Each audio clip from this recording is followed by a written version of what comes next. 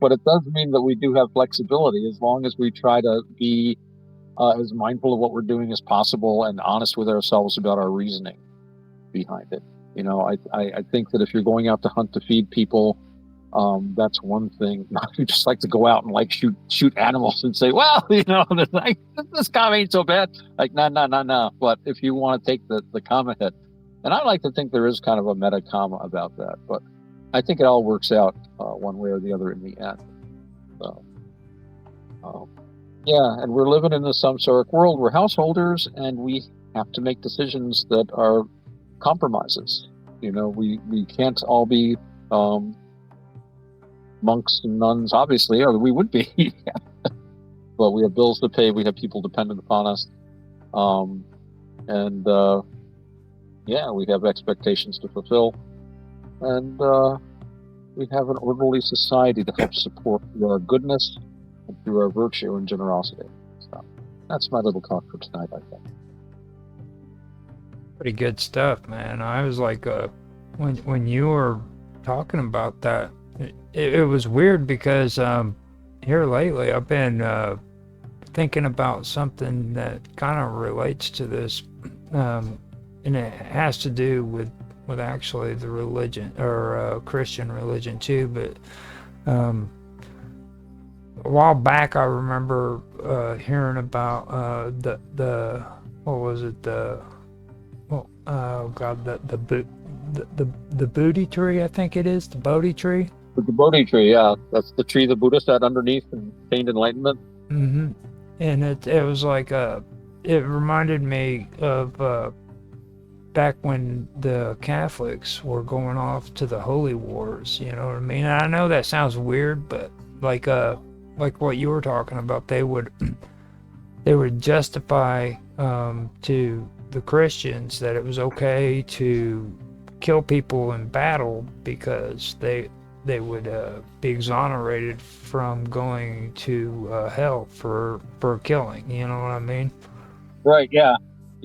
And then the whole purgatory thing happened, where instead of going into heaven because they had committed murder during the wars, they would go into purgatory for waiting, and then they had to be prayed into heaven, I believe is how the story went. Yeah, well, it's interesting how that shows people's reactions to the Crusades. And I'm not an expert on this, but as I understand, the first crusade that was preached was a completely new idea in the religion. Mm-hmm. Because and think about like what you're just saying. These guys had to be reassured that it was okay to kill in Christ's name, and these guys are the professional soldiers of Europe. These guys have been fighting each other in their little feudal wars ever since the Roman Empire fell. So these are hard-bitten, really tough warriors. These guys aren't afraid to kill, but they're worried about this. And all through medieval Europe, the church had always acted to moderate violence. In the medieval world, there were these special truces that the church was able to put through so that there would be no fighting or warfare on Sundays. And then there would be no fighting and warfare on certain feast days. The idea was to limit war as much as you could. Then they passed special ordinances against attacking sick women or children. Should be non-combatants. The whole idea of non-combatant status. And the church had been trying to modify violence. They were trying to discourage the melees, the tournaments where they just let the young kids go in there with blunted swords, and you usually have a couple of fatalities, broken legs. But it was all good fun, and they were all usually drunk when they did it. But the church was, and then all of a sudden the Pope comes out and says, "Kill, kill, kill." Well, not in so many words, but and I'm saying that, like you're saying, yeah, you get time off in purgatory, you get all these indulgences. But the act of warfare itself was, I don't know that you could say it was actually raised to the level of a sacrament, but it was like a holy undertaking. And those who perished in its undertaking, if they perished while trying to do this, would gain remission of sins and all the trimming. Very similar to what the Muslims were preaching at the time. So he may have taken a page from that. That was always something that was a very, very powerful element in Islam's military expansion, and I think very deliberate.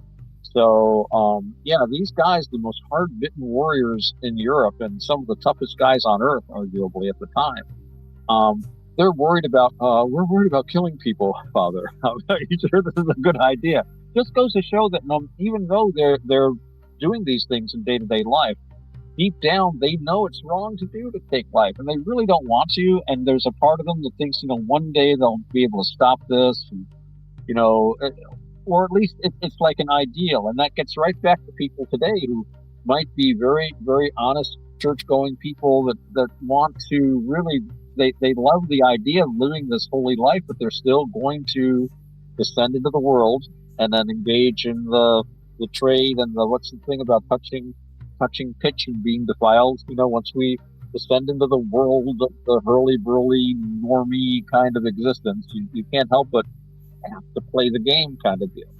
And that means compromising stuff. So, yeah, that is an interesting parallel. Yeah, it seemed, I don't know why it stuck in my head when I was thinking about that, but that was one thing that really stuck to me, and it was like, I can't remember how long ago it was, or I can't remember when it was when I heard about the Bodhi tree, but didn't that have to do with like one of the first, it was actually the creation story when it comes to the Buddhism, wasn't it? Well, there's a lot of Buddhist stories that are mythological, and they're usually like the Mahayana, cosmic space Bodhisattva thingies. And I mean, even in the Pali Canon, they talk about the Buddha being like umpteen feet tall and all these colors coming out of him and stuff. And we know this is not meant to be taken literally, because there's records where somebody wants to go talk to the Buddha, and the Buddha's there with a bunch of monks, and he comes and says, "Which one's the Buddha?" Because they all look like they're all monks. They're all these shaven-headed guys in these ochre robes, right? So it's like nobody ever says, "He's the 57-foot tall guy over there that's glowing with rainbow colors." He would notice anyway. So I don't think that you necessarily take everything literally. That being said, the idea of the world tree is central to a lot of Indo-Aryan mythologies, and indeed, tree motifs I would argue, could be found in any culture of any background, any continent. But trees are obviously very important. But in the Buddha's tradition, he was a warrior class person from the Himalayan mountains. These persons were part of obviously Indo-Aryan, or as I like to say now, Indo-European cultural continuum. The Buddha did have blue eyes, which is something to remember. So, every culture makes the Buddha look like them. And what's interesting is early Buddhism didn't even have any statues of the Buddha. That was never done. So we don't really know what the Buddha looked like, I don't think. We have a couple of descriptions, but he was always shown as like an empty chair or a footprint, or sometimes like a little parasol that would have been held over him to keep the sun off. So they didn't actually start making pictures of the Buddha until the Greeks started converting to Buddhism, and Greeks love statues. So the first Buddha statues looked like the god Apollo, basically. So, but then the Asians were like, "Hey, we like statues too. This is great." And so I think no matter what country you go to, you see a Buddha that kind of looks like the people there, which is fine. But I prefer footprints myself. I think that's cooler.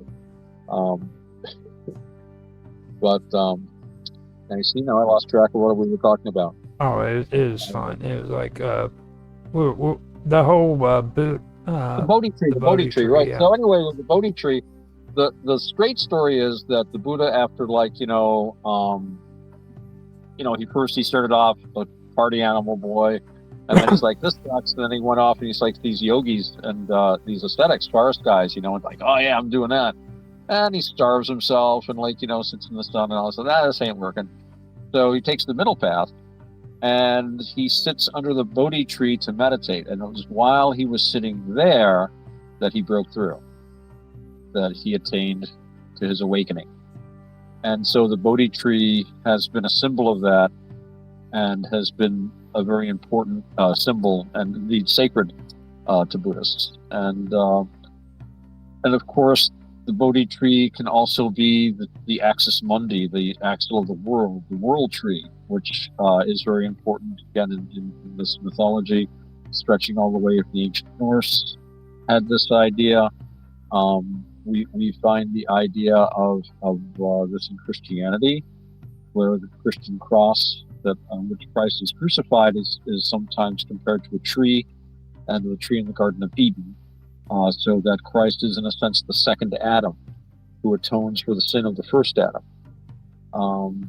These are mysteries of original sin that I don't pretend to understand personally, but it's a very, very important symbol. And I've always said, I mean, if you just look at a tree, half of it is up above, reaching up to the sun, and that's that unseen half, the roots that go down in just the same way, spreading out in the same direction underneath. So it's a very potent liminal emblem. Liminal is a big word nowadays, you know.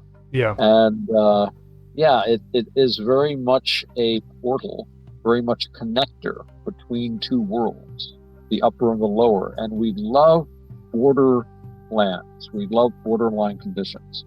What do we think is the most beautiful? A meadow and woods nearby, or a stream where you've got land and water. And Herman Melville talked about that. Take a path and what was it?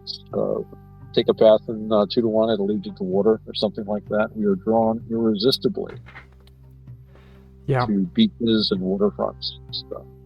I bet you go to the beach sometimes, or have.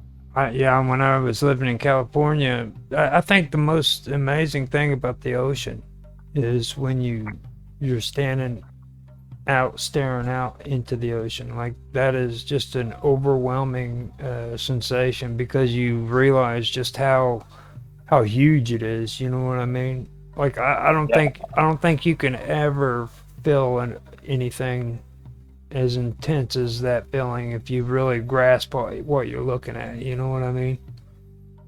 Yeah, it's overpowering. It's very, very powerful. It's frightening and yet fascinating. Yeah. At the same time, I've spent some time working on the water, and I don't anymore. It's too big, too serious, and anything that happens tends to be extremely permanent. And you avoid a lot of that stuff on dry land. Dry land has its own issues, but it's like the old joke when you're out at sea and things are rough and you can't see anything much, and you ask somebody, "Where's the nearest land?" "Oh, not far, about a mile, straight down." And you're like, "I don't like this job that much. I gotta do something else." No, I like to go to the beach sometimes, and I'll get in my bare feet, and I'll just go right up to the water, and I just let the water touch my toes. I said, "There you go, you have a taste." Oh, yeah. Just make that contact with this vast thing. Although I'm always interested in those little ships you can see out there sometimes. Yep. Wait, yeah. I always think, I should have brought field glasses so I can see what that is. I think the biggest realization I had was whenever I was in California, and I was looking out. I went to Long Beach, and I was staring out at the Queen Mary, I believe is the ship they got out there. Oh. And then I looked out past that, and I could see like there was no end. You know what I mean? And it was like, my goodness, that just goes on forever and ever and ever, and it gets deeper and it gets deeper and deeper. And I was like, wow. It gives you that reference point when you can see what you know is this gigantic ship. Yeah.